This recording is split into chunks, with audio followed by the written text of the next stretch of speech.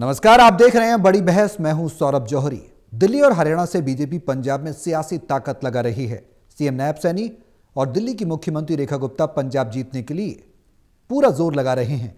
इसलिए दिल्ली से लेकर हरियाणा तक और हरियाणा से लेकर पंजाब तक बीजेपी की गतिविधियां तेज हो गई हैं। पंजाब के युवाओं के प्रतिनिधि मंडल के साथ हरियाणा के मुख्यमंत्री नायब सैनी ने बैठक की है। सीएम सैनी गुरु गोविंद सिंह कॉलेज के स्थापना दिवस समारोह में भी शामिल हुए, शरीक हुए। कॉलेज के स्थापना समारोह में दिल्ली की मंत्री सिरसा भी शामिल हुए। साथ ही पंजाब से आए 500 युवाओं के साथ पंजाब सरकार के कामकाज पर भी चर्चा की गई। दिल्ली हरियाणा के बाद बीजेपी का ऑपरेशन पंजाब अब शुरू हो गया है। पंजाब को साधने के लिए बीजेपी की सियासी पकड़ कैसे मजबूत हो, बीजेपी पंजाब के लिए जो जोर लगा रही है वह आगामी पंजाब के विधानसभा चुनाव में कितना कारगर साबित होगा और क्या है पार्टी की रणनीति, ये सवाल है।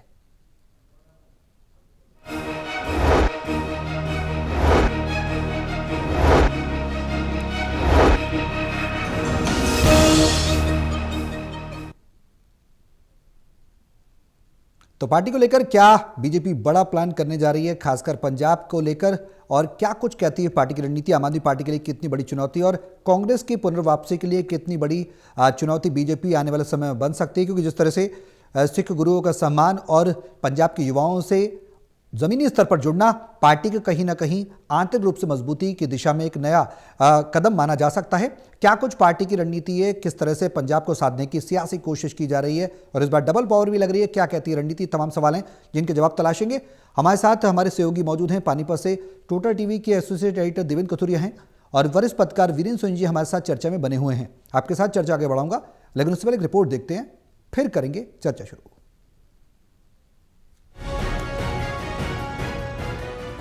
सत्ता के घोड़े पर तेज सवारी कर रही बीजेपी का अब अगला पड़ाव पाकिस्तान से सटा हरियाणा का बड़ा भाई पंजाब माना जा सकता है।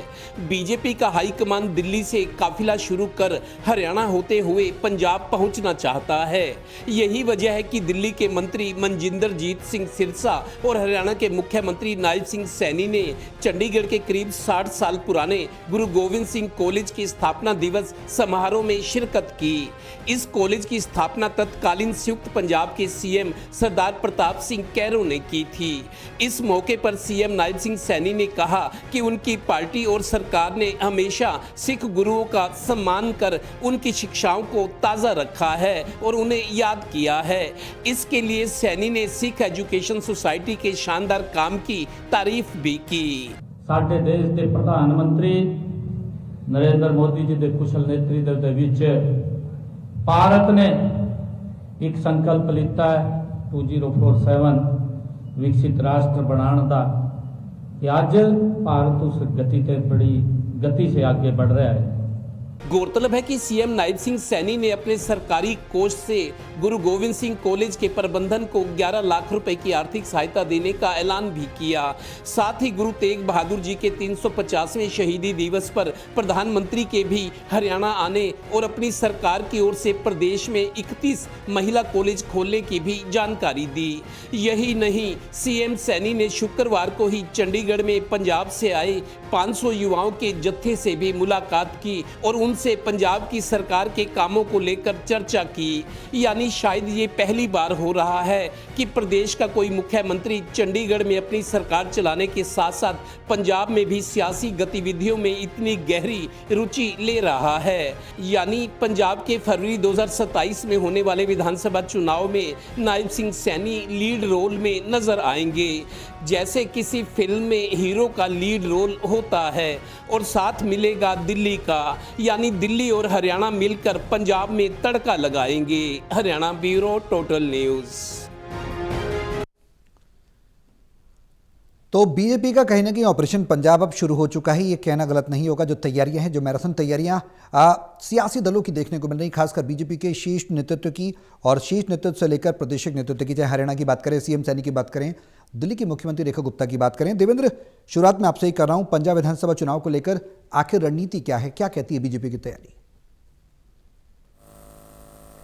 देखिए सौरभ, हरियाणा के जितने मुख्यमंत्री अब तक रहे हैं, मैं अभी बहुत सालों से इस लाइन में हूं, पिछले 4-5 4-5 मुख्यमंत्री पिछले जो रहे हैं हरियाणा में 25 साल तक की सरकारों का देखें, हरियाणा के मुख्यमंत्री ये देखते थे कि पंजाब सरकार जन कल्याणकारी कौन सी नीति लेती है, कौन सी योजना शुरू कर रही है, और उसकी नकल करते थे। पंजाब जो योजनाएं जनता के लिए जन कल्याणकारी योजनाएं शुरू करता था, हरियाणा उसके तर्ज पर यहाँ के जो मुख्यमंत्री रहे वो शुरू करते थे। लेकिन नायब सिंह सैनी पहले ऐसे मुख्यमंत्री मैंने देखे हैं जो चंडीगढ़ में रहकर हरियाणा सरकार तो चला रहे, साथ साथ पंजाब में इतनी गहरी रुचि, पंजाब के दौरे कर रहे हैं, मानो पंजाब उनके जिम्मे हो। इस तरीके से वो पंजाब के लोगों में, सिखों में, सिख संगत में घुल मिल रहे हैं, और जिस तरीके से पगड़ी पहनकर पंजाबी बोलते हैं, लगता है मानो वो भी हरियाणा और पंजाब दोनों के नेता बन गए हैं। तो लिहाजा उनको बीजेपी की जो तैयारी है मैं आपको बताऊं, देखिए दिल्ली जीती, पहले हरियाणा जीता, दिल्ली जीती, महाराष्ट्र जीता, बिहार जीता, और अगला जो सोल पर्पस है, एक टारगेट सेट कर लिया है कि पंजाब में बीजेपी को सरकार बनानी है। उसके लिए रणनीति तैयार हुई है, और सबसे बड़ा मेरे को लगता है सबसे बड़ी भूमिका जैसे फिल्म में किसी हीरो की होती है या बड़ा रोल जो होता है वो नायब सैनी के जिम्मे हाईकमान लगा रहा है। जिस तरीके से लगातार आज देखिए 2 कार्यक्रम मुख्यमंत्री ने गुरु गोविंद सिंह जो कॉलेज है चंडीगढ़ का, बहुत पुराना कॉलेज, 60 साल पुराना, वहां के कार्यक्रम में हिस्सा लिया, और 1-1.5 घंटे बाद पंजाब के 500 युवाओं का जत्था उनसे मिला। मुख्यमंत्री ने उनसे पूछा आपकी सरकार कैसे काम करी है, क्या वायदे किए गए थे पूरे हुए हैं, काम कैसा है, क्या ये सरकार बदलनी चाहिए या बननी चाहिए, तो उनके मन की था ली है। तो आप देखिए एक दिन में 2-2 कार्यक्रम, और लगातार पंजाब के दौरे करें, सिख संगत से मिल रहे हैं, गुरुओं का वास्ता दे रहे हैं कि हमारी सरकार ने हरियाणा में महिलाओं के लिए कॉलेज खोले, हमने गुरु तेग बहादुर 9वें गुरु जिन्होंने अपनी 3 पीढ़ियों की शहादत दी इस देश के लिए, धर्म के लिए और मानवता के कल्याण के लिए, तो हर वास्ता वो दे रहे हैं और उन्हें घुल मिल रहे हैं। नायब सिंह सैनी को एहसास हो गया है कि पंजाब के जो चुनाव अगले 1 साल में होने हैं, फरवरी 2027 में, फरवरी 2026 तो आ ही गया, तो बड़ी भूमिका उनको मिली है, और शायद हाईकमान भरोसा कर रहा है कि जो दिल्ली में चमत्कार नायब सिंह सैनी ने कर दिखाया, बिहार में भी 3 बार गए थे और जगह भी गए, तो शायद लक्की साबित हुए हैं जी नायब सिंह सैनी। तो अब पंजाब पर नजर टिकाई हुई है बीजेपी हाईकमान ने, उसके लिए पंजाब के नेता तो कोशिश कर ही रहे हैं, लेकिन बड़ी भूमिका चूंकि मुख्यमंत्री है, साथ लगता प्रदेश है, और इनको भी अनुभव हो गया, दूसरी बार मुख्यमंत्री बने हैं, और अब जिस तरीके से पगड़ी पहनकर पंजाबी बोलने लगे हैं, घुलने मिलने लगे। आज उन्होंने गुरु गोविंद सिंह कॉलेज जहां समारोह में गए थे, वहां 11 लाख रुपए भी अपने कोष से देने की, क्योंकि कहीं भी वो सामाजिक कामों में खर्च कर सकते हैं, भले ही दूसरा प्रदेश हो। तो नायब सिंह सैनी लगातार हरियाणा के साथ साथ मानो पंजाब को भी चला रहे हैं, और पंजाब के बारे में सोच रहे हैं कि कैसे सरकार बने। हाईकमान भी उनसे ये उम्मीद लगाए हुए है। मेरे को लगता है आगे चलकर उनकी गतिविधियां और तेज होगी। वीरेंद्र जी, क्या कुछ कहती हैं तैयारियां? पहला सवाल तो है। दूसरा सवाल यह है कि आम आदमी पार्टी के लिए कितनी बड़ी चुनौती ये हो सकता है जो तैयारी बीजेपी मैराथन स्तर पर कर रही है, और अब तो डबल इंजन की पावर लग रही है, शीर्ष नेतृत्व से लेकर प्रादेशिक नेतृत्व तक, और दिल्ली से भी अब पावर लग रही है, यानी कि ट्रिपल पावर इसे कहा जा सकता है। कांग्रेस की वापसी की कुछ गुंजाइश रह जाती है। अन्य सियासी दलों की स्थिति पंजाब में क्या देखते हैं, क्या लगता है? देखिए, बिल्कुल सही कहा आपने, क्योंकि अब देखिए प्रधानमंत्री नरेंद्र मोदी जो हैं वो 1 फरवरी को पंजाब जा रहे हैं। पंजाब जाने का उनका कार्यक्रम है गुरु रविदास जयंती पर। वो जो डेरा सचखंड का है वहां बल्ला का, वहां पर जाकर जो अपने संत निरंजन दास है उनका आशीर्वाद लेंगे। और देखिए रविदास जयंती पर प्रधानमंत्री का जाना ये बहुत मायने रखता है। और देखिए जो संत निरंजन दास है उन्हें हाल ही में गणतंत्र दिवस पर पद्मश्री देने की घोषणा की गई है। तो वो दलित समुदाय से आते हैं, तो 32% जो दलित समुदाय है उस पर भारतीय जनता पार्टी अपना वर्चस्व चलाने के लिए, अपने आप का वर्चस्व कायम करने के लिए जिस ढंग से काम कर रही है, ये उसकी एक रणनीति का हिस्सा है। और देखिए अब प्रधानमंत्री का कार्यक्रम है, 1 फरवरी को कार्यक्रम है, तो ये जो दुआबा की बेल्ट है इस पर 32 सीटें, इसकी जो 23 सीटें हैं इस पर, और 23 सीटों पर मतलब दलित समुदाय पर भारतीय जनता पार्टी अपना वर्चस्व दिखाने के लिए उसका श्री गणेश करने जा रही है। तो इससे जो दूसरे दल है वो भी जो सतर्क हो गए। कांग्रेस है वो आज जो है गुरु रविदास जयंती पर सार्वजनिक अवकाश करने की मांग कर रही है, सरकारी छुट्टी घोषित की जाए। और इस तरह आम आदमी पार्टी के जो वित्त मंत्री हरपाल सिंह चीमा है आज वो भी डेरा सचखंड में जाकर संत निरंजन दास जी से उन्होंने मुलाकात की है। तो मतलब जो दलित समुदाय का जो वोट बैंक है उसकी सहानुभूति हासिल करने के लिए भारतीय जनता पार्टी के साथ साथ कांग्रेस और आम आदमी पार्टी ने भी तैयारियां शुरू कर दी हैं। अब जो दुआबा की 23 सीटें हैं, जब 2022 में चुनाव हुए थे विधानसभा के, तो उसमें से 10 सीटें आम आदमी पार्टी ने जीती थी, 9 सीटें कांग्रेस ने जीती थी। तो इसलिए अब जो वातावरण है वो आम आदमी पार्टी के अनुकूल भी नहीं है और कांग्रेस के अनुकूल भी नहीं है। तो भारतीय जनता पार्टी स्थिति का लाभ उठाना चाहती है।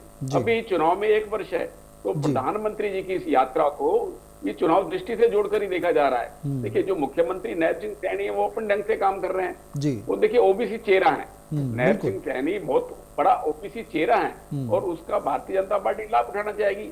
ओबीसी और दलित का एक है, ये गठबंधन जो है एक वोट अपने पक्ष में करने के लिए भारतीय जनता पार्टी की सुविचारित रणनीति है और इस रणनीति का लाभ पार्टी को कितना मिलेगा तो समय बताएगा। देखिए, आज जो है अब कांग्रेस ने भी अपनी सक्रियता भूमिका निभानी शुरू कर दी है। आज महात्मा गांधी जी के शहीदी दिवस पर कांग्रेस ने लुधियाना में रैली की है, मनरेगा से जोड़कर रैली की है कि भारतीय जनता पार्टी की सरकार है वो महात्मा गांधी के नाम को समाप्त करने पर तुली हुई है। और उसके अलावा जो आम आदमी पार्टी है वो भी अपने ढंग से अपनी रणनीति के तहत काम कर रही है। अब बनारस के लिए रेलगाड़ी चलाई गई है जलंधर से, ताकि वहां पर भी जाकर जो है कांग्रेस और आम आदमी पार्टी का गठजोड़ तो मेयर चुनाव में हो नहीं पाया और आगे विधानसभा चुनाव में भी नहीं होने वाला।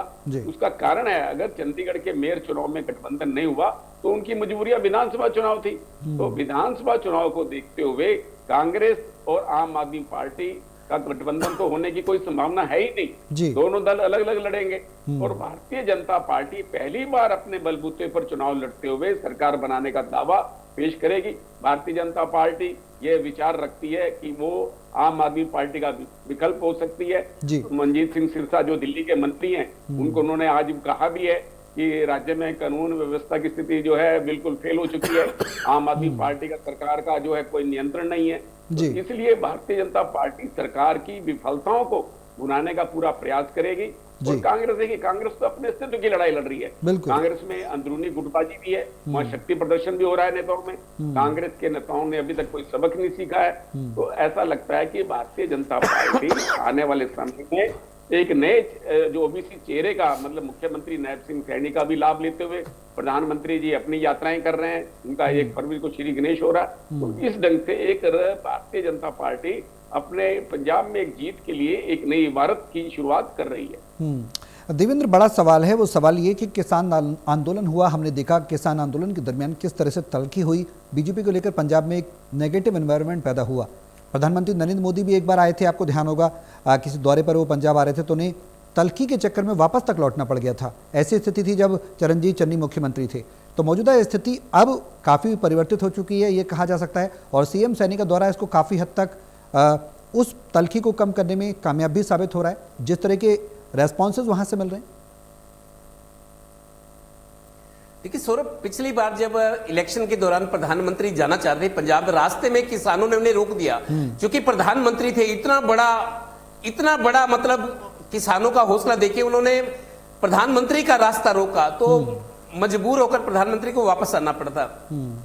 दूसरा, किसान आंदोलन इसकी वजह थी। किसानों का देखिए बहुतायत है पंजाब में, हरियाणा से ज्यादा किसान खेती करते हैं, वहां ज्यादा जमीन किसानों के पास है पंजाब में। पंजाब बड़ा सूबा भी है जी। हमारे यहाँ पे 10 सीटें लोकसभा की है तो पंजाब में 13 सीटें लोकसभा की है। पंजाब में क्षेत्रफल भी ज्यादा है, आबादी भी ज्यादा है और बड़ा राज्य है, इसीलिए बड़ा भाई छोटा भाई कहते हैं। तो प्रधानमंत्री को बड़ा कड़वा अनुभव हुआ था पूरी बीजेपी को कि प्रधानमंत्री को पंजाब में जाने से रोका गया। इससे बड़ा सदमा क्या होता पार्टी के लिए। अब चलो देखिए, सारी चीजें वक्त के हिसाब से जख्म भी भर जाते हैं, पुरानी बातें भी भूल जाती हैं। अब आप देखिए, पंजाब के लोगों की एक तमन्ना, एक मांग शुरू से रही है, कोई भी सियासी पार्टी कभी भी चुनाव हो कि सिख मुख्यमंत्री होना चाहिए, उनको सिख मुख्यमंत्री ही मंजूर है। बिल्कुल ये पंजाब के लोगों की पहली, चूंकि सिख मेजोरिटी में है, चूंकि पंजाब का नाम ही सिखों से उनकी पहचान है। बहुत सारे लोग कनाडा, अमेरिका, यूके चले गए, तो पंजाब को भी, जैसे हरियाणा को बेसिकली जाट लैंड कहते हैं, जाटों के नाम से हरियाणा मशहूर है, ऐसे सिखों के नाम से पंजाब है। तो किसान आंदोलन जो चला था, बहुत सारी कड़वाहट हुई थी, दिल्ली को घेरा गया था, फिर दिल्ली को, जैसे दिल्ली बॉर्डर पर 13 महीने आंदोलन चला, तो जब प्रधानमंत्री जाना चाह रहे थे तो उनका रास्ता रोका गया। तो वो जो पुरानी चीजें थी। दूसरी मैं आपको बताऊं, सिख जब तक राजी नहीं होंगे, सिख किसी भी पार्टी के प्रति जब तक सॉफ्ट कॉर्नर नहीं रखते, वो सरकार नहीं बन सकती। बीजेपी हाईकमान ने, प्रधानमंत्री ने, जो इनकी पार्लियामेंट्री बोर्ड है, सब लोग समझ चुके हैं पंजाब को साधना है, तो उसके लिए एक प्रूफ चाहिए, एक रणनीति चाहिए, फुल प्रूफ कि उसमें कहीं लीकेज ना हो। तो इसी वजह से गुरु तेग बहादुर का 350वां शहीदी दिवस, प्रधानमंत्री कुरुक्षेत्र आए थे, और कुरुक्षेत्र सिर्फ 50 किलोमीटर दूर है पंजाब से, क्योंकि कुरुक्षेत्र का जो पेवा है वो बिल्कुल पटियाला जिले से लगा हुआ है। तो बड़ी मतलब नियोजित तरीके से बीजेपी ने ये प्लानिंग बनाई है। और चूंकि हरियाणा पंजाब से साथ लगता है, दोनों राज्यों की राजधानी है, सरकारी मुलाजिम है, बिजनेसमैन है, हरियाणा के, पंजाब के, जो चंडीगढ़ में रहते हैं, और दोनों सूबे सटे हुए हैं। तो ज्यादा प्रधानमंत्री या बड़े नेता बार बार नहीं आ सकते, उनको अपने काम है, उनकी अपनी व्यस्तताएं हैं। लेकिन हरियाणा के जरिए देखिए, बीजेपी हाईकमान पंजाब को कैसे साधना चाहता है, दिल्ली से एक काफिला चले, सियासी भाषा है, दिल्ली से काफिला चलेगा, जिनको हरियाणा से होकर जाना है, तभी पंजाब पहुंचेंगे। तो दिल्ली और हरियाणा मिलकर बीजेपी के इस टारगेट को पूरा करेंगे। और ठीक है, प्रधानमंत्री ने जिस तरीके से गुरुओं के नाम पर, मुख्यमंत्री बार सिखों के कार्यक्रम में गुरुओं की बात करते हैं, गुरु तेग बहादुर, गुरु गोविंद सिंह की कुर्बानियां याद करते हैं, तो जिस तरीके से सिखों को धर्म से या सिख गुरुओं के प्रति श्रद्धा दिखाकर उनको थोड़ा सा कन्विंस कराने की कोशिश की जा रही है कि हम भी गुरुओं को उतना मानते हैं, गुरुओं ने इस देश के लिए कुर्बानियां दी, हम भी नतमस्तक है। तो सिखों को मनाया जा रहा है। और दूसरा, ये जो रविदास जयंती है, प्रधानमंत्री जा रहे हैं, तो दलित वर्ग का जो वोट है, बहुत सारे दलित लोग हैं वो सिख बने हुए हैं। आप देखिए, बहुत सारे दलित लोग पंजाब में सिख बने हुए हैं, जो रविदास है या दूसरी जाति से दलित जाति जो है वो सिख, उन्होंने केस धारण किए हुए हैं, वो भी सिख धर्म को मानते हैं। उस तरफ वो सिख है जो किसान है या ओरिजिनल सिख हैं। तो सिखों को साधना, पंजाब को साधना, क्या रणनीति होनी चाहिए। बार बार नायब सिंह सैनी जा रहे हैं, लेकिन दिल्ली के जरिए भी, जैसे मनजिंदर सिंह सिरसा आज गए, आज मुख्यमंत्री के साथ गुरु गोविंद सिंह कॉलेज का जो फंक्शन था, स्थापना दिवस 60 साल का, आज वो दोनों मिलके गए। तो दिल्ली और हरियाणा के जरिए पंजाब को साधने की कोशिश हो रही है। और रिमोट जो है, पूरी तरह से रणनीति जो है, बड़े नेता तय कर रहे हैं कि कब क्या करना है। नायब सिंह सैनी को जिस तरीके से छूट दी गई है, उनको आदेश दिया गया कि आप घुलो मिलो, सिख संगत में जाओ, तो मेरे को लगता है धीरे धीरे बीजेपी गेन करने की स्थिति में आ रही है, सियासी तौर पे मजबूत हो रही है। ठीक है वीरेंद्र जी, बड़ी घोषणा है पंजाब के लिए, बदलाव का इशारा, लगातार दौरे, सीएम सैनी के प्रधानमंत्री का आगामी दौरा, कितनी अपेक्षाएं इस दौरे से की जा सकती हैं। जिस तरह से देवेंद्र भी जिक्र कर रहे हैं कि रविदास जयंती है, इस मौके पर दलितों को भी मनाना है, और आपने भी जिक्र किया कि 23 सीटें हैं और उस पर भी फोकस रहने वाला है। क्या प्रभाव डालेगा, कितना प्रभाव डालेगा, कितना परिवर्तन आने वाले समय में पंजाब की सियासत में देखने को मिलेगा? देखिए, पंजाब की सियासत में जो दलितों का वर्चस्व है, जो 32% दलित वोट बैंक है, उसको रिझाने के लिए भारतीय जनता पार्टी ने पहल की है। और ये देखिए कि मतलब 117 में से अगर 23 सीटें हैं, उस पर जो है भारतीय जनता पार्टी का कोई पहले जनाधार नहीं है जी। पार्टी को अपना जनाधार बनाना है। भारतीय जनता पार्टी पंजाब में शहरी क्षेत्रों तक सीमित थी जी। देखिए, अब जो कांग्रेस के नेता है सुनील जाखड़ जो हैं, उसको भारतीय जनता पार्टी में शामिल होकर उनको अध्यक्ष बनाया हुआ है। कैप्टन अमरिंदर सिंह भी भारतीय जनता पार्टी में है। तो भारतीय जनता पार्टी जिस तरह से हरियाणा में दूसरे दलों से जो लोग आए थे उनको मिलाकर पार्टी अपने आप में मजबूत बनी थी, तो उसी तरह का प्रयास पंजाब में भी जारी है जी। पंजाब में भारतीय जनता पार्टी अपनी मजबूती के लिए काम कर रही है। अब देखिए, जो कांग्रेस के अंदर लोग थे वो कांग्रेस में अब उतनी ताकत रही नहीं है। अब कांग्रेस पिछड़ गई है वहां पर। अभी जो कांग्रेस सत्ता में थी और अकाली दल की स्थिति भी बहुत वहां शोचनीय है। अकाली दल का भी कई विभाजन हो चुके हैं, अकाली दल कई गुटों में बट चुका है। तो इसलिए एक भारतीय जनता पार्टी को एक उम्मीद की किरण लगती है कि जिस तरह से दिल्ली में भारतीय जनता पार्टी की सरकार बनी, तो पंजाब में भी परिवर्तन के रूप में लोग जो है भारतीय जनता पार्टी को देख सकते हैं। और वो पंजाब में डेरों की राजनीति है। अब जो प्रधानमंत्री जहां जिस डेरे में जा रहे हैं, डेरा सचखंड बल्ला में, तो उसका हालांकि राजनीति से कोई लेना देना नहीं है। जी। देखिए पहली बार पद्मश्री मिला है संत निरंजन दास जी को, जो है पद्मश्री मिला है, वो सेवा कार्यों से जुड़े हुए हैं। और भी बड़े डेरे हैं, डेरा राधा स्वामी सत्संग ब्यास भी है।